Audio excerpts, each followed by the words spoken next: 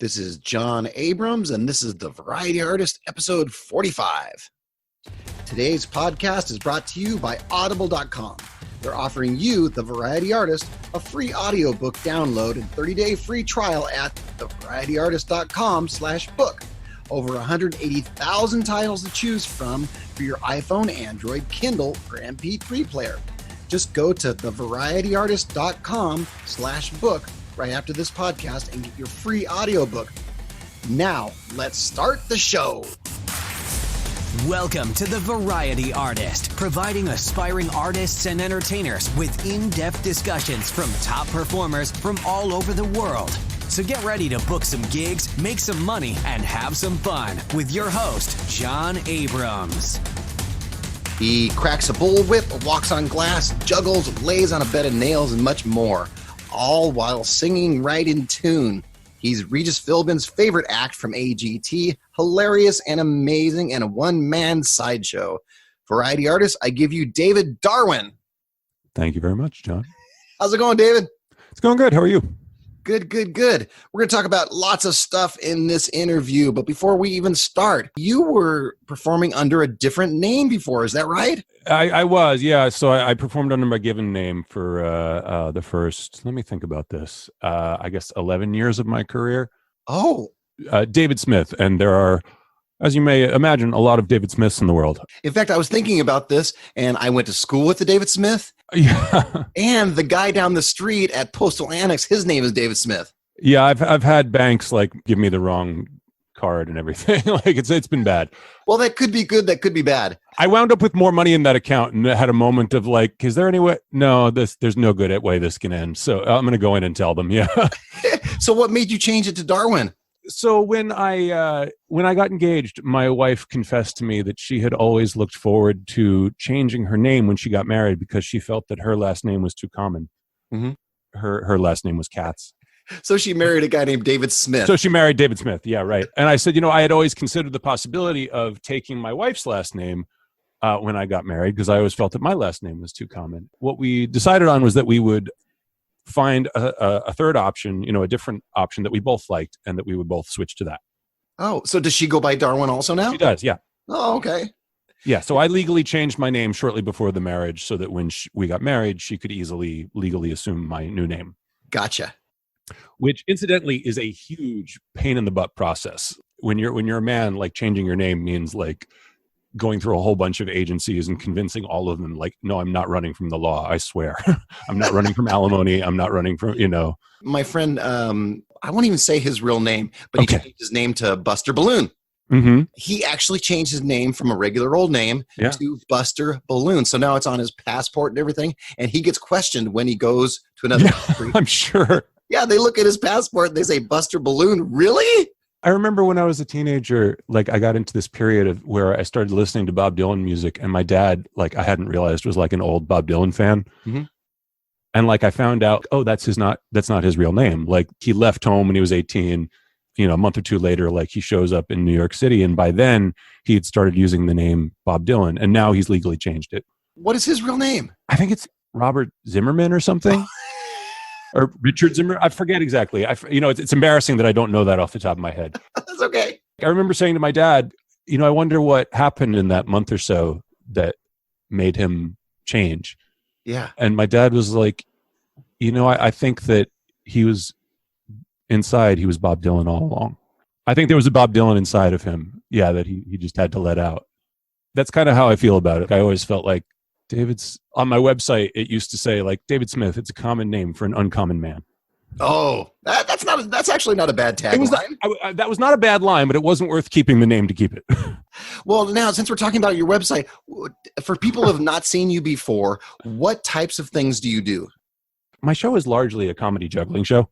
Mm-hmm. 80% of it. That's just not the 80% that the audience ever talks about afterwards. That's right. I usually kind of start my show with sword swallowing. Somewhere in the middle, I'll do some fire eating. And usually towards the end, I might do bed of nails on the crowd in the venue. And sometimes for some venues these days, I might still break out glass walking. There's one or two other acts that I might break out. Now, I read on your Facebook, you've been recently doing knife throwing? I've been working on a knife throwing act off and on for years. It's a struggle. In terms of writing it, I feel like I have a brilliant setup and I don't have a punchline. Like and every once in a while I get bold enough to put it in front of an audience and just be like, I'm going to keep doing this until I figure out what the ending of this act should be. Okay. And I'm still not there. Now, I watched your AGT video, and in that, you're not doing sword swallowing, you're not doing knife throwing. Tell us what you do.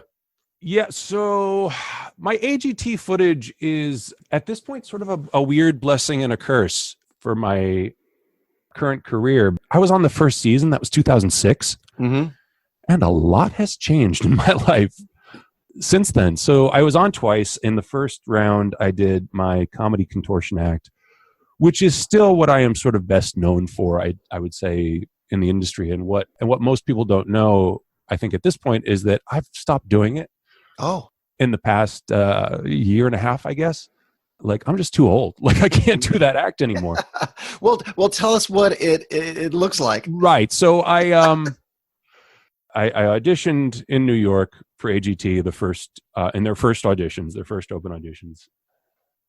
You know, this is the routine that in many ways launched my career, because really for the first couple of years of my career, like, I had a little bit of juggling skill. I could eat fire. And I had this one really funny act where, in short, I would put my legs behind my head and play guitar and play Bend Me, Shape Me, Any Way You Want Me. Okay. And like, that's the payoff. And so really, for me, what was fun about it was sort of almost delaying the payoff as long as I could. This was like a 5-minute, sometimes a 6-minute act. Before you got the guitar, right? Or before the guitar even came out. For a long time, this was my closer. Like, there was this long monologue about, like, you know, ladies and gentlemen, in just a moment here, I'm going to put both legs behind my head and then stand on my hands. And many of you may be wondering why.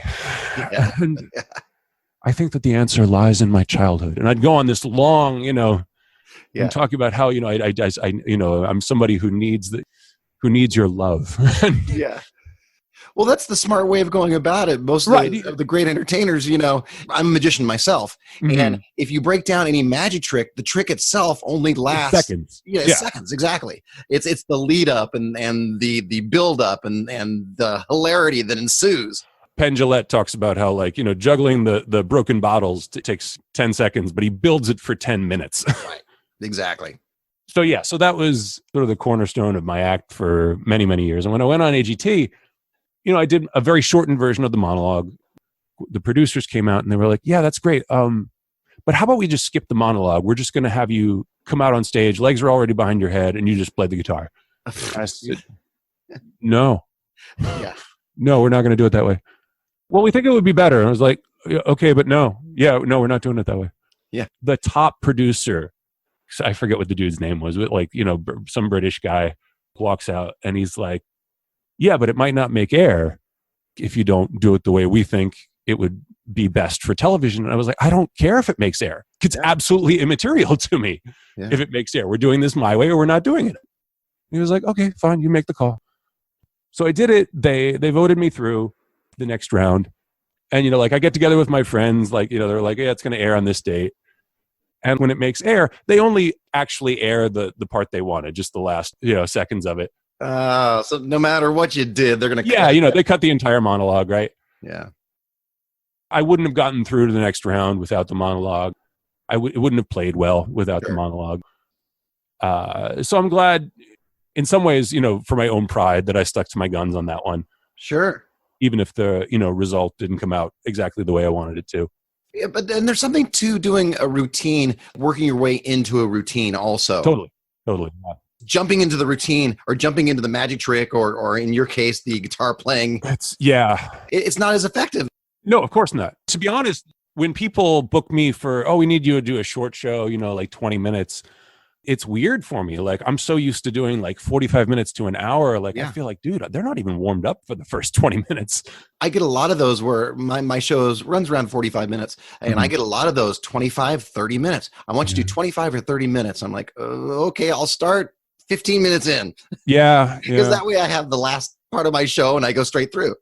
I understand you do a lot of schools, and there's probably like some for very younger audiences that makes sense in their heads. Like, you're not going to hold their attention for a full 45. Actually, I get that comment a lot, and then I do the full 45 minutes for the younger ones. Most of the time when they ask me to cut the show, it's for a festival or a mall, something like that. Gotcha.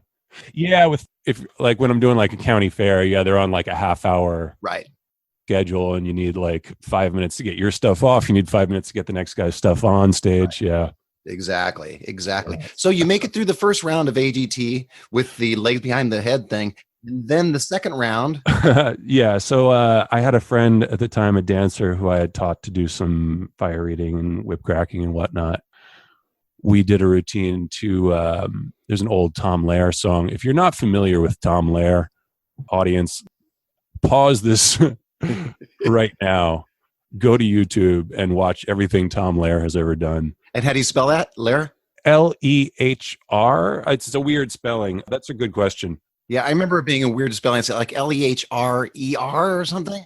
Yeah, it's a weird one. So you do a dance to... So his song, The Masochism Tango, I thought was hilarious. In that so much of Sideshow has this sort of inherent masochism to it. Yeah, bed of nails. And the bed of nails, yeah, and fire eating and all of these things. And sword swallowing. So, he had a line about, set fire to my tie as we dance to the masochism tango, and she sets fire to my tie, and we both eat fire and we toss the torches away. And what made you decide to cross the Sideshow with the singing? I have just a very casual background in singing. Like I sang a little bit in my high school musical and a little bit in like choirs and whatnot, and like was never a soloist. I can't read music, but I got to the point where I felt like, well, I can carry a tune. Okay. Mm-hmm.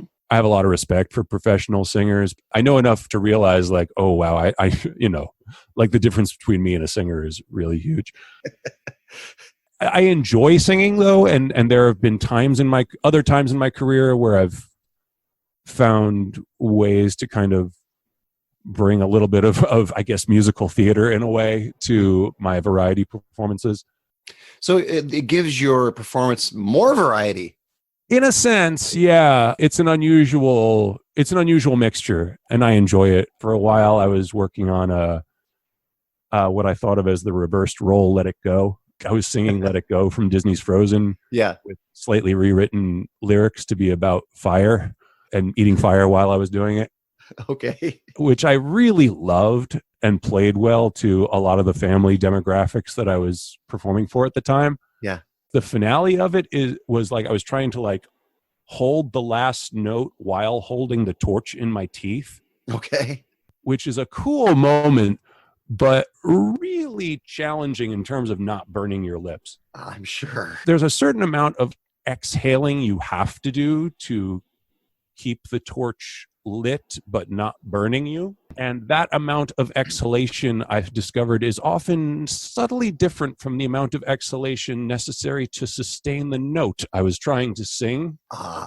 And it was surprisingly difficult to prioritize the not burning my lips. So have you dropped that act, or do you still, are you working on it? I occasionally still give it a shot. It is also something that I can only do indoors. Fire eating is way harder outside. And so there are only certain venues where I can eat fire indoors, yada, yada, yada. That's right, because I get contracts that say no fire in big. Very common for me. Fire eating for me is typically like a 2 to 3 minute routine within the context of my, 45-minute to hour-long show. I tell my clients, hey, if I can eat fire, that's great. I'm insured for it. Sure. If I can't, no worries. The show just got... It's still entertaining. The show is just as entertaining. The bank of material I can pull from is 2 minutes shorter. Right. Okay, well, let's switch gears a little bit and go back into the little Wayback Machine. We're going to go back to when you were 9 years old. I read you were a bit of a door-to-door salesman. Yeah. So I remember telling this story to someone years ago and them being like, oh, you got to put that in your show. Oh, yeah. I didn't always want to do this. When I was 9, I wanted to be a stand-up comedian, but not when I grew up, just right then. Mm-hmm. But there aren't a whole lot of venues that you can play when you're 9 years old. So I went around my neighborhood selling jokes door to door. I would knock on people's doors and tell them I was selling jokes for 10 cents a joke. One guy actually fell down laughing. when I told him that. So I charged him. Okay. He paid. And ever since then, I've been making people laugh until they gave me money. I shall torture you with laughter until you give me money. Yes. And so, if I'm doing this again in this sort of, hat-passing setting, I'll then say, while you've been watching me, I've been watching you. And some of you have been laughing a lot. This lady owes me $20. There you go. That's 21. I'm going to owe you money after this. Right. So, but whatever you can give would be appreciated. Thank you. Okay. Just pass the hat through the microphone and we'll be fine. Yeah, right. Yeah. So when did you first think to yourself, I think I'll swallow swords and man beds of nails and walk on glass. Hey, that's a great living. At what point in time does someone say that? So for me, when I was 15, my dad taught me to juggle. And my dad is a terrible juggler. I want to put that out there. If he's listening to this, you'll get a phone call. Oh, he's well aware. Okay. But a surprisingly good teacher of a skill he can barely do. My brother, I have two younger brothers and one who's just a bit younger than me. And so my brother, Mike, I'm 15, Mike's 14, I think. Mike walks into my bedroom juggling 3 baseballs one day. I was like, where did you learn to juggle? He was like, Dad taught me. And I was like, what do you mean Dad taught you? Because I had this sort of image, I guess, that like if you knew how to juggle, you just walk around juggling all the time. That's what you do. Right, yeah. So I went and talked to Dad and it turned, discovered, oh, Dad's terrible at this, but he taught me how to do it. My brother Mike had been at that point an all-star athlete his whole life. He was a state-ranked wrestler. He was, an all-star baseball player. So Mike, probably start to finish, could juggle 3 balls competently in like 10 minutes. And it was probably 2 weeks before I caught up with him. Like I was not an athlete. Like I never even played soccer, like kiddie soccer or anything. So here I am at 15 and I was like, just really taken with this. Juggling was the first, I think, physical activity that I put real effort into. Mm-hmm. And I think in large part because it is specifically not a sport. I'm a really tall guy, so people will often say to me like, oh, do you play basketball? And like my default answer is like, no, I'm not a team player. It's all about me. Okay. How tall are you? I'm 6'7". Oh. So yeah, I'm a big dude. And you wear that top hat. I do. Because, I can't hide it. I might as well flaunt it. So you're like 7 feet tall when someone. I am a large presence when I walk into the room. Yeah, which has its pros and cons in that if I am in a room that already has a low ceiling, it becomes tough to juggle. But there are rooms where I don't need a stage as much as another performer would. Yeah. So there are pros and cons there. So you're 15 years old and you're learning to juggle, and I'm learning to juggle. About 2 weeks later, like I feel like I catch up with Mike, like I get to where he got to in like 10 minutes. Yeah. And Mike is done at that point. And I keep going to the best of my ability for a while. Like I go to my library, I take out the 2 books they have on juggling, try to figure out what I can from those. So where did you go from juggling to the sideshow acts? When I went to college, I went to school at Penn State. They had a juggling club. It was a pretty good juggling club. Mm-hmm. And I remember I walked in the first day. I was sort of aware of how to juggle 4, but it wasn't doing it very well.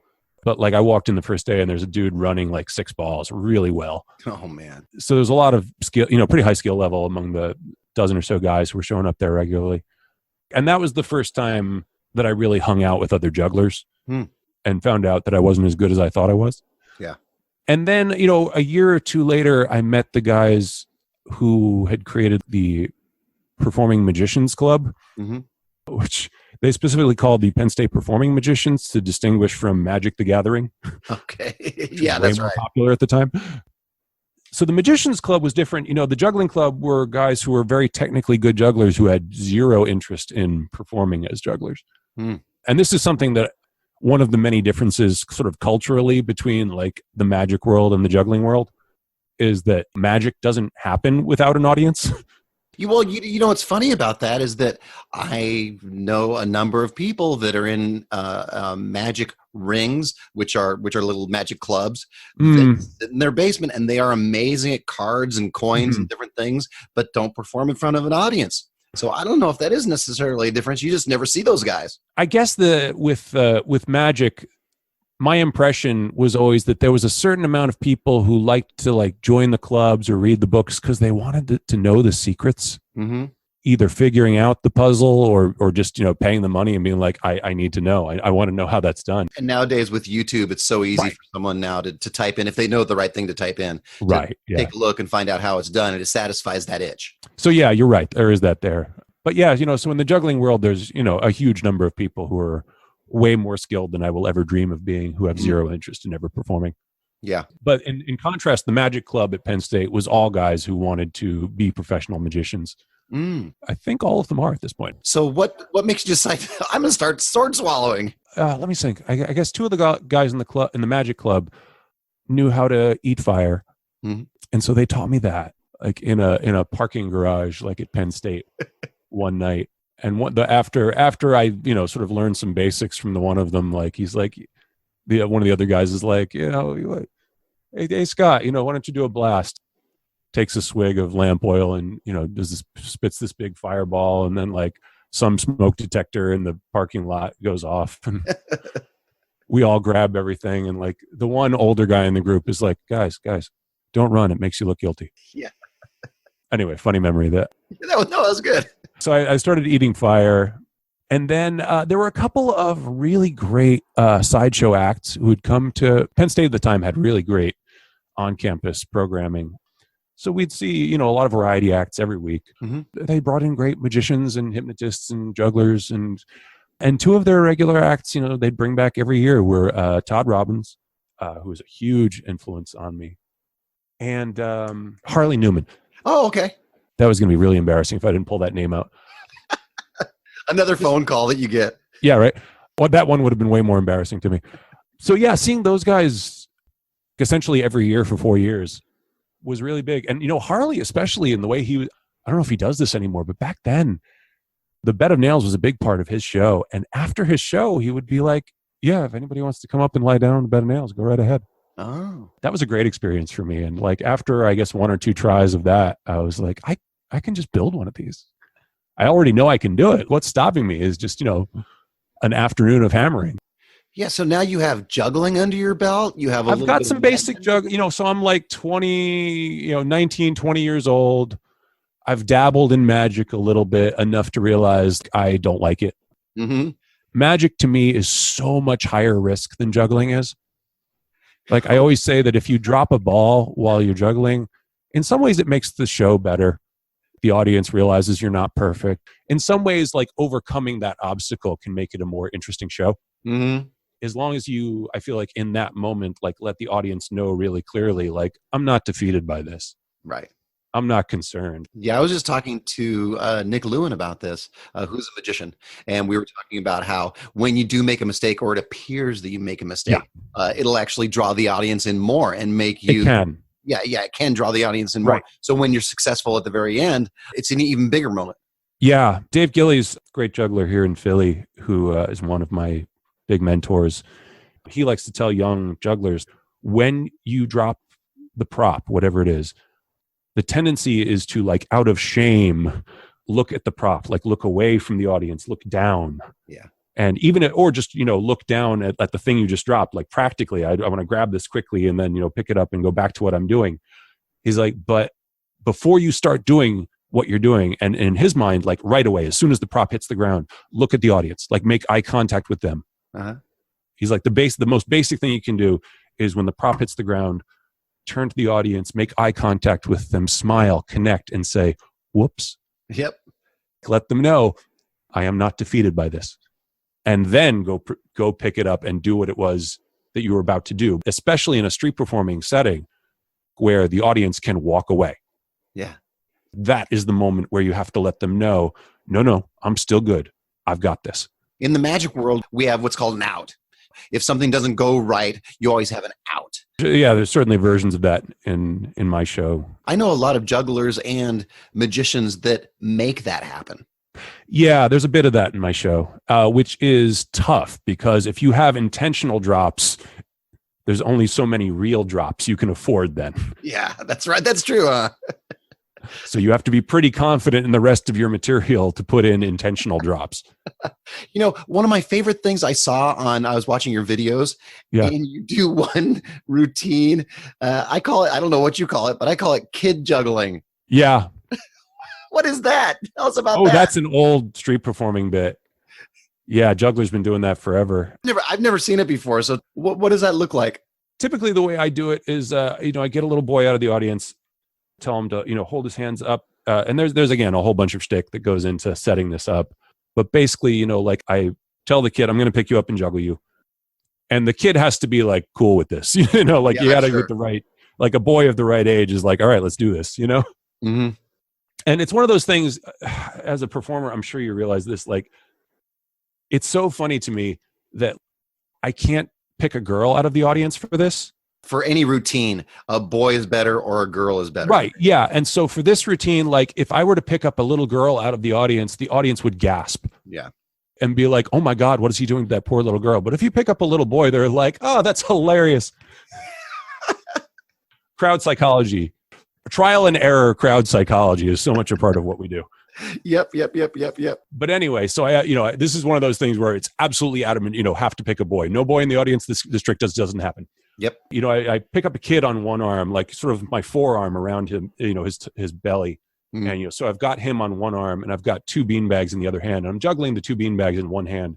And then I toss the two beanbags high in the air out of my right hand. And then, the kid I'm holding on my left arm, I switch over to my right forearm. Yes. And the two beanbags land in my left hand. Once I get a rhythm going, this becomes toss too high with the left, switch the kid, toss too high with the right, switch the kid, just high toss, shift, high toss, shift. And you're juggling a small child. I'm juggling a small child. Yeah, really, really old school street performing juggling act that I learned from other old school street performers. That's great. It's one of those ones that I'm slowly retiring. Just because I'm getting too old for it. Oh, yeah. That's it. That is a young man's game. Now, I sent you an agreement, and one of the questions that I ask in the agreement is, what are you passionate about talking about? Yeah. And a lot of people, they say things like, juggling, magic, the business, and you said something much more interesting. ADHD. Yeah, this has become kind of a focus of my life over the past couple of years. I always realized like I clearly have ADHD. In the past couple of years, I was like, okay, I need to seek help for this because my coping mechanisms that I've been getting by with once I had kids, it was like, I'm not getting by anymore. Like as like having kids like stress tests your life. Oh yeah. How many kids do you have? I have two kids now. I have a 6-year-old and a 2-year-old. Okay. Little girls. So yeah, that exposes wherever the weakness lies in your life, wherever. Yeah, it certainly does. It makes it much bigger. Yeah. Yeah. So suddenly I felt like, okay, what I am doing now is not sufficient. And I need to find professional help to help me address this. I need to read up on this subject. I need to find, people who are experts on this. And that is such a deep topic. Yeah. That even years later, like I feel like, I only have a very cursory understanding of this. But still way more of an understanding than I did 4 years ago when I kind of started on that path. And so there's part of me that kind of low-key thinks, what is it that I could say to kids about this like journey that I've been on that would be helpful to them? What is it that I could say to educators that would be helpful to them? Because it's shocking to me how many professionals in psychology don't have a real firm grasp of what ADHD is, how it's, like effective ways of dealing with it. I had a hard time finding somebody who really knew their stuff there. Oh. And it's a huge issue. There's a ton of people who are affected. And furthermore, there are certain coping mechanisms from it that, apply to everyone. Mm-hmm.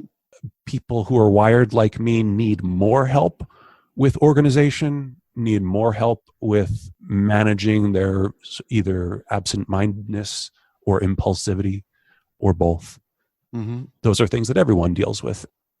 A couple thoughts come to mind. First of all, I know a number of entertainers that have ADHD. It's incredibly common in our world. It really is. And I wonder, Is it a double-edged sword? How has it been an advantage and how has it been a disadvantage to you? Yes, it is a double-edged sword. Part of the reading on it, part of the research is people talking about like, look, let's acknowledge that there are good things about this. I think that people might not realize is that many people who have ADHD have a state that that is commonly referred to as hyperfocus. Mm-hmm. Something that is exciting or interesting, challenging to them in good ways is something that they will dive into and not come up for hours. I remember when I was a kid, educators asking my mom, like, oh, does he have trouble reading a book? Does he have the patience to sit down and read a book? And she was like, that's all he does. Oh, he'll sit down for hours and read a book. And now I realize the more relevant question would have been, can you give him a boring book and force him to read it? See what happens. Yeah. Like, could you give him a really boring book and be like, hey, will you read this for $100? Is there anything you could give him to make him read a boring book? Mm-hmm. Because no, there wasn't. There never was. Wow. So have you used that? I imagine you have used that hyper focus for your act. But that's the thing, is that you can't choose what inspires hyperfocus. And so, I joke about this sometimes in my show, like, I didn't choose the jug life. The jug life chose me. Okay. But it's true. And that's true for everyone who's wired like this. The thinking right now is that there's, sort of a bit of a shortage of dopamine in brains like mine. Okay. Is that what causes ADHD, or? That's in broad strokes. Yes, that's the thinking. Okay. Right now. And so most of the drugs that are used for ADHD affect dopamine levels. Mm-hmm. When the ADHD mind, finds something that's interesting, that's fascinating, the dopamine level spikes.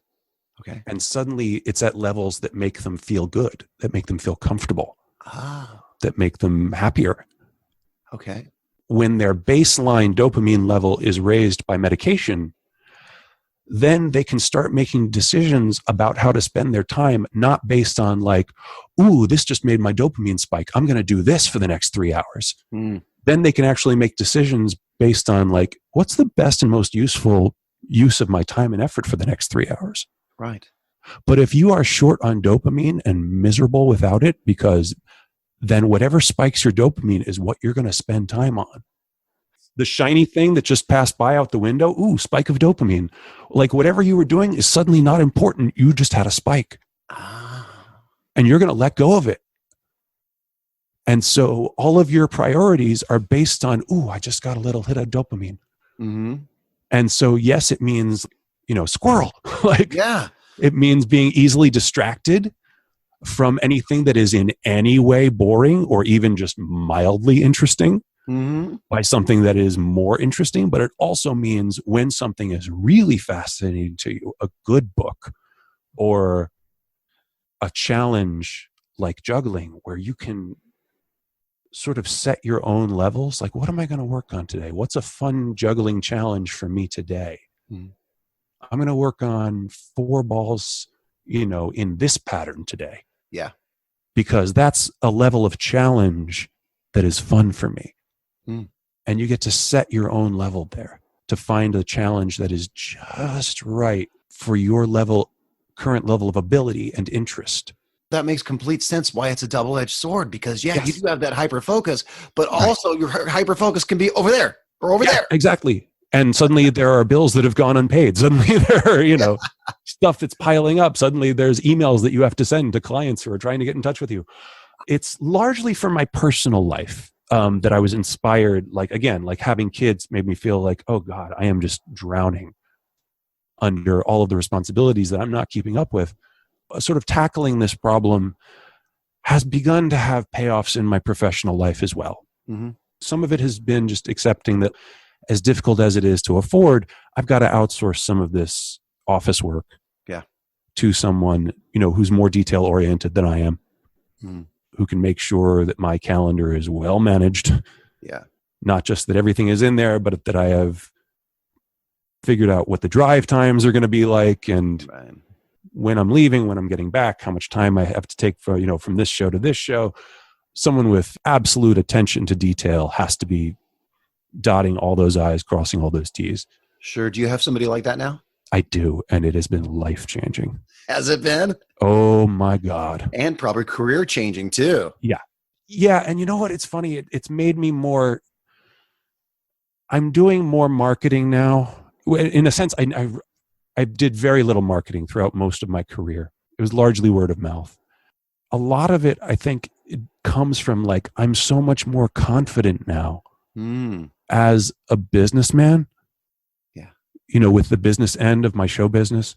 Yeah. I was always very confident in my show and very insecure about my business, about my ability to handle it. So the past 4 years of both having some better handle on the details myself and outsourcing a lot of the details to someone who is naturally more comfortable with it than me has made me a lot more comfortable and has freed up a lot of mental space for me to focus on the show and on the parts that I do well and that I excel at. Do you find that your ADHD affects you during your show? No. Being on stage is the most dopamine rewarding activity you could possibly engage in. By the way, for ADHD people and not ADHD people, for me too. No, yeah, totally. Of course. There are a lot of things that can contribute to dopamine. Something that's new, something that's exciting, something that's a little bit dangerous. There are a lot of things that can spike that chemical. And almost all of them happen in my show. Yeah, they do.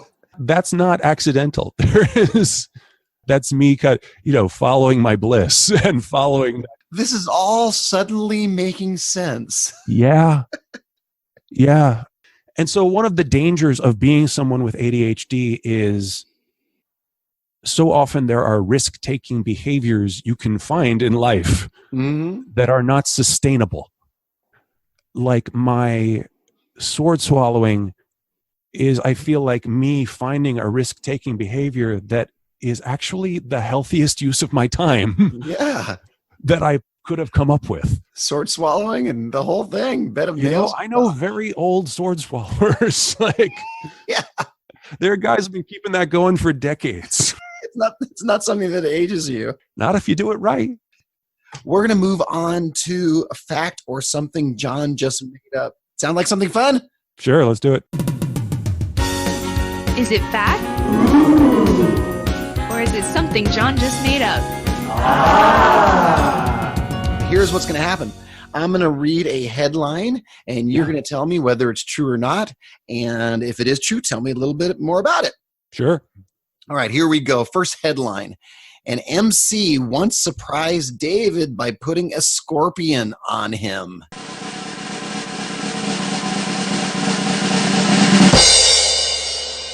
That is true.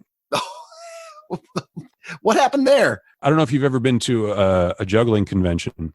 No. But one of the things that happens certainly at a lot of the larger juggling conventions is what they call the Renegade Show. Typically, the Renegade Show is something that happens like at midnight at a bar near where the convention is happening. And it's sort of an open stage. And usually there's, somebody hosting, a couple of people, jugglers come in, they sign up for this open mic night, essentially.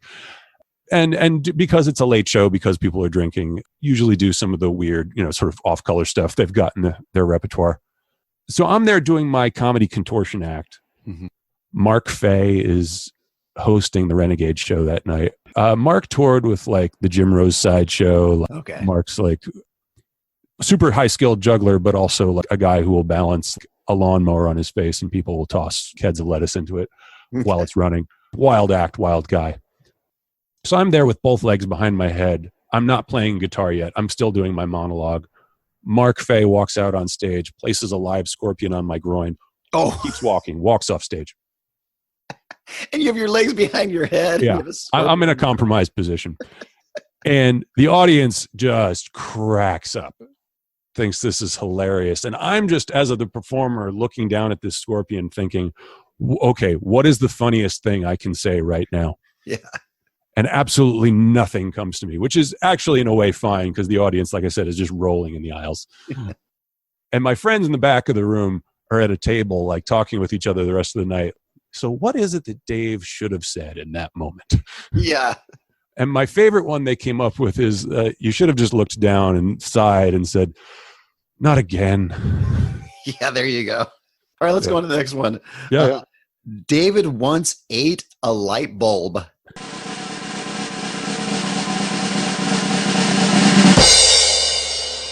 I would say rather that I tasted it. I nibbled it. Did you? I did. Yeah, I've done it. I've never eaten an entire light bulb, but like some of my mentors have. I've chewed up like a small piece of it, swallowed, lived to tell the tale. Were there any repercussions from that? Not if you do it perfectly. Oh, man. There are many things in the sideshow world. There's a couple of sideshow acts that I do and that I really enjoy. And I enjoy all kinds of sideshow acts, watching them. But there are a lot of them that I don't feel like fit my character, don't fit my show. I have kind of a weird niche. I do a lot of I do a lot of family entertainment. Mm. And I really try to make the sword swallowing, the fire eating, the bed of nails funny and accessible for like the entire family. I just think it's fascinating that a human being can do this. It is. And so I don't try to present those things in a way that freaks people out. I try to downplay it, if anything, I try to play it for comedy, but I try to be really like reassuring to the audience. This is going to be fine, folks. Relax. Yeah, relax. I'm not eating an entire light bulb. Right. And there's certain acts in the sideshow world that I feel like I don't think I can get away with that. And so even like glass walking, I don't usually do if there's kids in the audience, because every once in a while I bleed a little bit. Yeah. Never anything that a Band-Aid can't handle, but I feel like that's a line I don't want to cross if there's kids in the crowd. Sure. And you don't want kids going home trying that stuff. Yeah, that's an easy one to try too. Like there's a certain part every couple of years. It's actually surprisingly rare. A parent will come up to me and say, do you ever worry that a kid's going to go home and try this? And I'm always like, do you have a bed of nails in your garage? Yeah. Because if you do, it's kind of on you. Yeah, there you go. All right, next one. Dave's wedding was featured in the New York Times.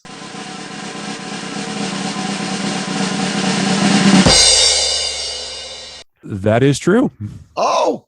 So the New York Times has a section called Vows, where I think it's in the Sunday paper, where they do an article on a wedding. It's funny, like a month or two after, there's a comedic online newspaper, The Onion. Yeah. About a month or two after we got married and after our vows, because it's very tough to get into vows. Like you fill out an application and like I said, they do one of these a week. So it's something that people, sort of take pride in, that that the New York Times covered their wedding. Yeah.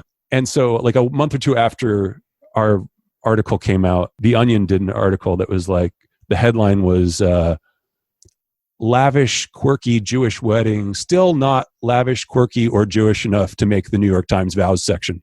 Okay. And we looked at each other immediately and cracked up. And we were like, we got this one on quirk.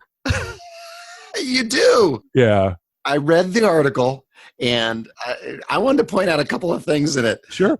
First, who married you? This is one of the things that I don't think the reporter kind of really was as impressed by this as she should have been. I was. Right. Thank you. So the amazing Randy was our officiant. Mm-hmm. And like Penn and Teller are big influences sort of on my career, in some ways on me as a person. I got to meet them pretty early on. I mean, really before my career began, while I was still in college, I got to meet them and they were so super generous with their time. They came and did a show at Penn State. And me and my magician friends came up to them and were like, are you guys doing anything now? And they were like, yeah, we'll hang out. And then just spent like 3-4 hours chatting with us. We were all like 20. It was amazing. Wow. One of my friends in that group got to be really close with Teller. Oh.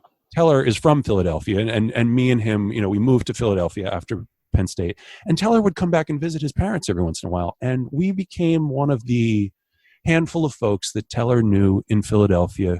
If his parents needed a little help around the house, guys, could you go to my parents' house and like lift an air conditioner and put it in the window. Teller's calling you up and saying, can you come visit my parents' house? They need a little bit of help. Could you go over, they were living at like 20th and Cherry, which was, a couple minutes from us. Yeah, me and my buddy, Francis Minotti, would go over there and help them out. I wasn't like super close with him.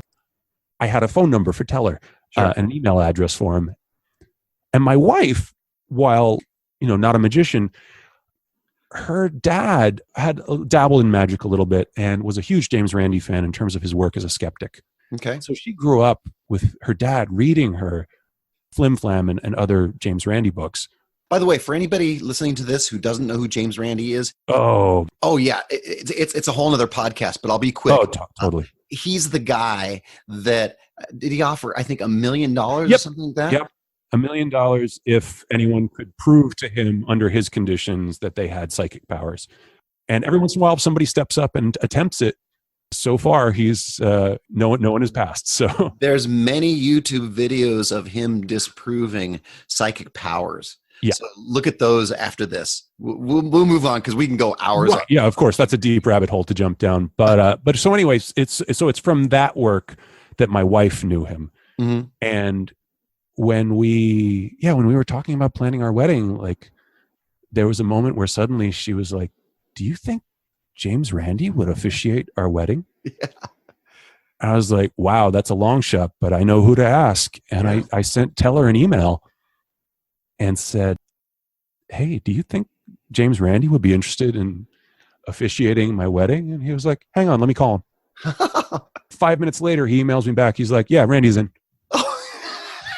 And that was it. Yeah. He's like, here's his email. You reach out to him.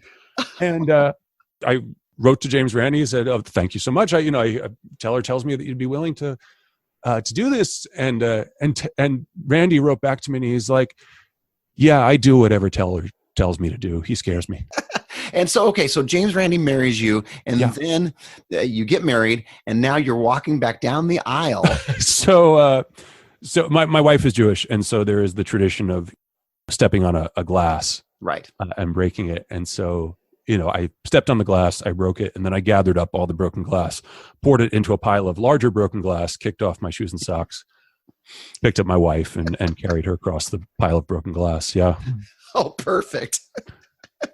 The perfect way to end the perfect wedding. Right. All right, we're going to move on to the next one because we can go on for hours on this. All right, next headline.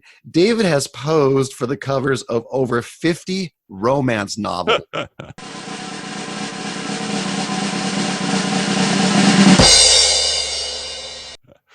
That is a comment that is something that people ask me about occasionally or joke about, but sadly I have never been asked to pose for the cover of a romance novel. Oh, that would be another good income for you. I'm not opposed to it. If anybody's interested, I'm down for it.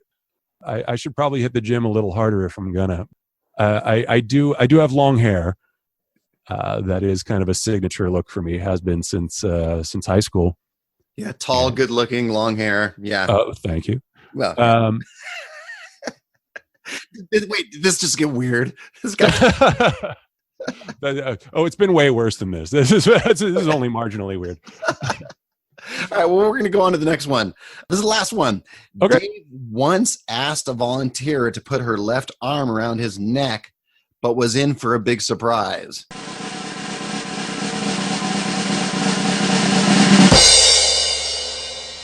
Yeah, she didn't have a left arm. Oh, yeah, and this is a super long story, but I will condense down. Again, my buddy Francis and I were living together in Philly at the time, and we're doing like a show at a small theater. Because it's surprising how much you just assume that people have two arms. Yeah. In my defense, her arm cut off about midway down her left forearm. She comes up on stage and I say, Miss, I'm going to pick you up and carry you across this pile of broken glass. And she's like, yeah, sure, fine. I'm like, okay, great. Now I'm going to pick you up. If you could, just put your left arm around my neck. And she just goes, real casual. She goes, I don't have a left arm. Oh. I looked down. Sure enough, there is no hand at the end of that sleeve. Oh, God. I was like, that's okay. You can use your right arm.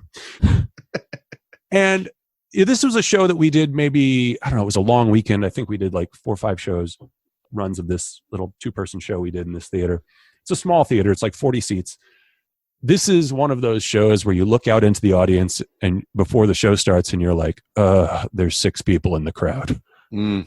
She's one of them, right? And we use 7 volunteers in this show. Somebody's going to get picked twice. Sadly, it was her. Oh, no. Because he's backstage prepping. He doesn't see this whole thing go down. So he comes out to do the next act, which again needs a volunteer. Sadly, he picks her. No. And says, hold out your hand as he goes to put a card in her hand and says, no, the other hand. Of course. She goes, super calm. She goes, I don't have another hand. That's fine. We can just use this hand. That'll be okay. Yeah, that's fine. She just had to say that twice in one show. Right after, back to back. The poor girl. Oh, man. That was fact. Or something John just made up. Thank you for letting me relive those traumatic memories. You'd be thinking about that all night now. Right, yes. All right, so we're going to move on to some fan questions. Yeah. Billy Damon, who you may know, he's an amazing entertainer out of Florida, says, hey, Dave, been a long time since we worked together. Can't wait to hear the podcast. Not really a question, but thanks, Billy. Appreciate it. That's it. All right, here's a real question. From Conrad Cologne, a terrific magician out of New Jersey, asks, how do you balance performing and family life? It's hard. It's super hard. And my wife is amazing. Let me begin this conversation by saying that I have an incredible, wonderful, supportive wife. Is she a performer also? No, she is not. She is someone who kind of thought like in her high school years about, maybe I should go into acting, dove into it for a little bit and then decided, nah, this isn't the path for me, but made a lot of lifelong friends who are actors. I think her whole life, she's had a lot of friends who were performers. And I think that's part of why we work is that she understands that. Sure. In a way that most people don't. Yeah. Although, I want to say this is that as a performer, there is a part of me that feels like she's never really going to understand parts of my life. For a long time when I was young, I thought the fact that like, I lead a very different life from a lot of other people. I'm going to have to find somebody from in my world to understand what I do. That was so wrong. That was a trap that I fell into for a long time. Yeah, the time period where I met my wife and was after I had decided, all right, no, I'm gonna try to like actually meet regular people and sort of separate a little bit myself from my career. Yeah, and that made that easier. Yeah, and it made me realize, you know what? There's parts of my life that she doesn't understand. There's parts of her life I don't understand. That's okay. It's part of the deal. That's part of the deal. It's you're not going to perfectly understand the person you're with.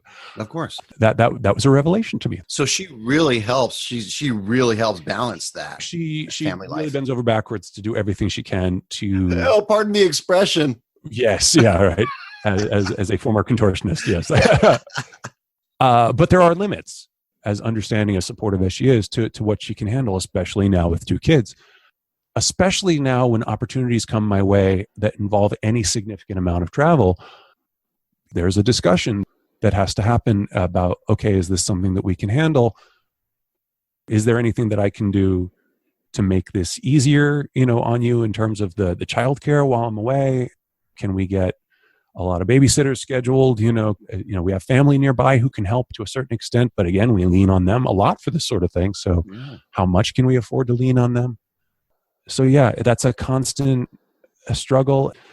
There is a part of me that looks forward to when my kids get a bit older and when the part of me that loves what I do looks forward to the time when my kids don't want anything to do with me. Once again, it's a double-edged sword, man. It is. Things come in cycles. When they're little, they just love you. Your dad, right. You do no wrong. And then they get older, they don't need you. And yeah. And my 2-year-old, like just last night, I'm putting her to bed. Daddy, I don't like it when you go away. Oh. And it's so hard.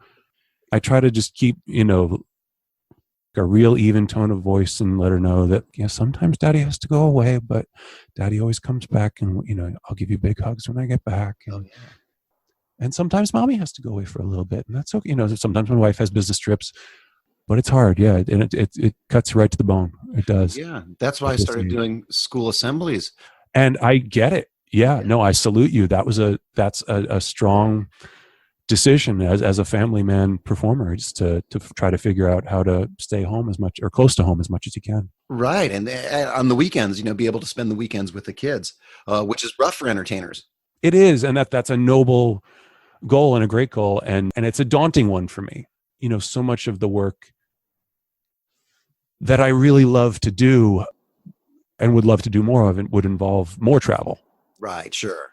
So much of the stuff that I think my current show would be perfect for, would involve more travel. Yeah. Now that my kids are 20 and 26, I'm starting to tour more and be away more because I can. Sure. Right. Yeah. Because I choose to. Right. It's funny. People say, if you love what you do, you'll never work a day in your life. And that's such a lie. Yeah. For many, many reasons. But one of the things that people don't realize about that when you love what you do is that when you love what you do and you love the people, you're living with, you have these really gut-wrenching decisions to make that I think, man, if I hated this, it would be so much easier. Yeah, it'd be easy to go out of town. If I hated my job, it would be easy to be like, yeah, forget this, Yeah. I'm going to stay at home with the kids. I love my kids. They drive me crazy. Like any kids. Like any kids, yeah. With my first daughter, I tried to stay home and be like the primary caretaker. And man, that was rough. Yeah. That was brutal. And the second time around, we got a nanny for the first couple months. And now we do that in the summer when I'm just go, and I'm away, every day. Yeah. Doing, summer camps or library tours or, that kind of stuff. I'm out every day during the summer. Yeah, of course. Yeah. And this will probably be the last year that we do that for our little one, and then probably be summer camp for the both of them. Sure, and they'll love that. They'll love that. Yeah, my older one loves her summer camp, and I can't wait until the little one can join her at it next year, and they'll both be in the same school starting in September. Because it's a private school that goes from preschool at age 3 all the way through high school. Woo! That'll be a big load off. So it'll be one drop off. Yeah, drop the 2 of them in the morning in the same spot, and then you're out. You're done. I've been there, man. Exactly. So it's so how do I balance family and yeah, back to that question. Painfully. with a little bit of this and a little bit of that. With a little bit of this and a little bit of that, and daily struggles that add up to a life. Yeah. I think that answers that question as best as we possibly can. Pretty much. Yeah. Good. Okay. All right, let's move on to a performer horror story. Do you have a horror story for us out of all the performances that you've done? So the one I always love to tell here actually is not mine. Okay, well, give us one. My friend Francis, I told you about the one-armed woman who we both, sadly picked for the one show we did together. So the prequel to that story is that, and I'm ruining. If Francis is ever a guest on your show, I'm totally stealing his thunder and taking his horror story because I love telling this horror story. Okay. So a couple of years before that, we're in college and Francis manages to land a corporate Christmas party, like biggest gig of his young career. And at the time, his finale is this thing where he has one volunteer chain his hands behind his back while the other volunteer selects a card and then throws the deck of cards at him, and he breaks free from the chains in time to reach forward, grab, as the cards are thrown at his chest, he reaches forward with one hand, grabs one card out of the air, their signed card, yada, yada, yada. Yeah. Great trick. Great trick. Yeah. Right. So he says to the, Miss, could you join me on stage? And Sir, could you join me on stage? And he turns and looks at the woman as she comes up on stage on his right side, and the gentleman comes up on the left side of the stage, sort of while he's looking to the right. And so he turns around, he sees the guy next to him is facing the audience, and he sees that the gentleman on his left has a right arm, and foolishly he assumes that means he has a left arm. Oh no. What's with you guys and the we always get a visual now on both arms. We have learned this the hard way, all right? Yeah. Never assume anything. That's a rookie mistake, all right? Yeah. So he's handed the deck of cards to the woman on his right. He turns to the gentleman on his left, hands a set of chains and a padlock to the gentleman who takes it in his right arm. And he says to the guy, here, sir, would you take these chains and chain my hands behind my back? Turns around, turns his back to the gentleman. Yep. The audience, seeing the one-armed man holding the chains and looking at them incredulously, cracks up. Francis is like, I'm getting a weird reaction from the crowd tonight. And he doesn't even see what's going on, right? He has no idea what they're seeing, right? And the one-armed man says, are you serious? And Francis, as he always does, says, well, I guess you don't normally do this. The one-armed man, to his credit, tucks one end of the chain under his chin and starts wrapping the other end of the chain around Francis's hands. And it's taking a little longer than it usually does. Francis says the line that he always says here is like, well, I'd lend you a hand, but... Oh! Weird reaction from the audience on that line, too. Francis is wondering what's going on tonight. The one-armed man, to his immense credit, eventually gets the padlock on the chains. Francis turns around and says, well, thank you very much, sir. And and all the color, like all the blood drains out of his face. Oh, yeah. Which is good, because in that moment, the audience realizes, like, oh my God, he didn't know. They just thought he was a jerk up to that point, right? And like he turns to them after a moment of composing himself and says, all this time I'm wondering what's so funny. And again, they crack up, realizing that, oh, wow, he had no idea. One-armed man. Right? He finishes the trick. He manages to pull it out. I got to tell you, I interviewed the cruise ship guy, Craig. Gosh, I'm going to get the phone call now. Right. But anyway, he talks about how he was doing a trick with a volunteer, and the volunteer's ear fell off. Oh, so you can never be sure. So I guess the lesson to all this is, as soon as you invite a volunteer, make sure they have both their arms, both their ears. Funny tangent to me that I thought was hilarious. Steven Tyler of Aerosmith, was asked in an interview, like, why do you have... There's a teleprompter on stage with the lyrics to your songs. You've been singing the same lyrics for 35 years. Like, Why do you need the teleprompter? And he was like, dude, I was at a show a couple years back. There's a girl in the front row sitting on her boyfriend's shoulders, right? She reaches over, takes off her left arm, holds it up so I can see it. She's got written on it, I love you, Steven. Why do I have a teleprompter? Because when people take off their arms, you forget the words. Yeah. Once again, arms. What's with you and I don't know. All right, I've taken enough of your time. I'm just going to ask for a recommended book, and we're going to say goodbye. So do you have a recommended book for us? I'm going to punt here, and because I know most people give you like their favorite business or marketing book, which I applaud, because like it's only in the past few years I've focused on business and marketing stuff, and it's made a big change, and that's great. I don't care. I have a fiction book that I love, that I always plug whenever I can, called The Name of the Wind. Lin-Manuel Miranda has signed on to be the director of it if it comes to make it into a movie.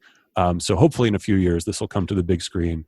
But go get it now. Go check it out. It's the first book in a three, if you're into fantasy especially, but even if you're not, amazing book by Patrick Rothfuss, The Name of the Wind.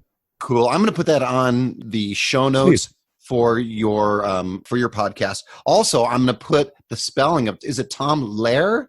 I think it's pronounced Tom Lehrer. Yeah. Okay. If I can find a couple of links, I might put a couple of links on your show notes page too. Yeah, totally. Do you have any social media you want to promote? Yeah. My website is onemansideshow.com. I'm on all major social media, Facebook and Instagram and Twitter and all those. I am, at One Man Sideshow. There you go. Well, thanks, David, for doing my show. You were awesome. Thanks, John. And thanks to all my variety artists. If you found this podcast valuable, share it with your friends or on your social media. That's how we can create an entire variety arts revolution. Also, make sure to get your free audiobook from audible.com. Just go to thevarietyartist.com/book to get your first book for free. You can reach me at my email at john@thevarietyartist.com or join my Facebook group at The Variety Artist, where you can ask me to ask questions of our guests. Now go out and book those gigs, make some money, and have some fun. That's all for this episode of The Variety Artist, but your journey continues on our website. Go to thevarietyartist.com for more strategies, insight, and resources, as well as show notes on today's guest to assist you in your career. We'll see you on the next episode of The Variety Artist. But until then, go out and book those gigs, make some money, and have some fun.